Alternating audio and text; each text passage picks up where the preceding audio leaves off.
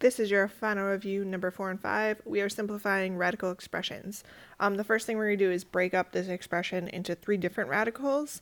So I am going to rewrite it as the square root of 20, the square root of h to the power of 6, and the square root of k to the 4th.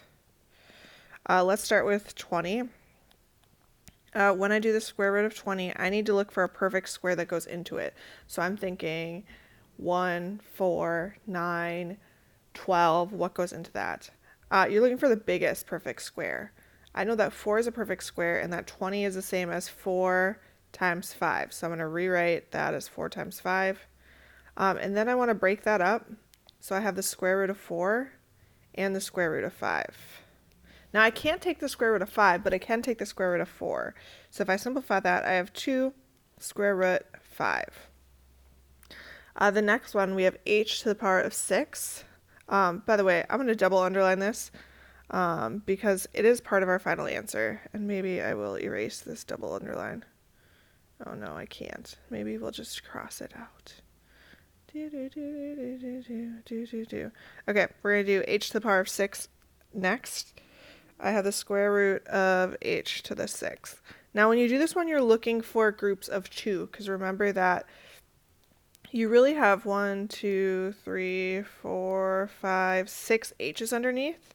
And if I put 2 together and I take the square root of them, so I take the square root of these 2, it comes out front as 1h. So if I look, I have 6 h's, which means I have 3 groups of 2. So if I take the square root, I really have h to the power of 3. If you want, you can just divide that number by 3. If it is not evenly divided by 3, whatever you have left over, or excuse me, sorry. If you want, you can divide that number by 2 because we're taking the square root. If it's not evenly divisible by 2, so say you had like h to the power of 7. If I divide that by 2, I can take 3 out, but then I have 1 that's left over because 3 times 2 gives me 6, plus 1 is my 7. This h to the power of 3 is going to be my, in my final answer. And then we have, let's see, the square root of k to the 4th. Again, you can just do the square root of k to the 4th, and you want to divide your exponent by 2. That would be 2, so my answer is going to be k squared. We're going to put all of that together. Anything that's not underneath the square root is going to go out front. So I see I have a 2, I have h cubed, I have k squared. Underneath the square root, I have 5. So this would be your final answer. Number 5, we're doing the square root of 500. This is just like the front half of that last problem. You want to do the square root of 500, and you're looking for a perfect square that goes into 500. You want the biggest perfect square. So when I was helping somebody with this one, they said, oh, 25 goes in there. I'm like, yeah, but there's a bigger one. The bigger one is going to be 100. So I'm going to do the square root of 100 times 5. Now, before I move on, if you're making your note sheet, I would write a list of the squares on it.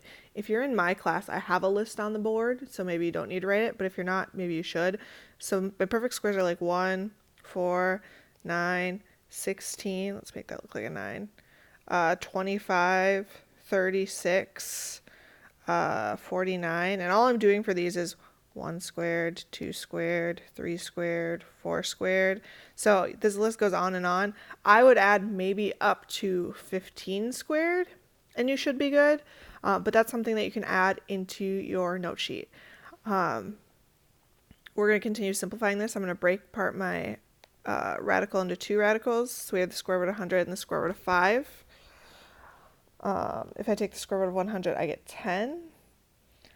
So my final answer would be 10 root 5. I'm going to give you a second hint. Now, this will only maybe help you. Your final is multiple choice. So maybe you have like 10 root 5 as an option. Maybe you have 12 square root 2, maybe you have some other options. You can type whatever your options are into your calculator, so type this into your calculator and type this into your calculator. If they're equal, it might be your answer, but the only thing is, if I had simplified this wrong, so let's say I chose that 25 and I did the square root of 25 times 20. I can take the square root of 25, not the square root of 20. So I would have 5 square root 20. If you type this one into your calculator and you type this one into your calculator, you will get the same answer. So that will only work if there's only one that gives you the right answer. But if they have 5 root 20 into your or as an option, then you can't just type it into your calculator. So it is worth knowing how to like actually do it.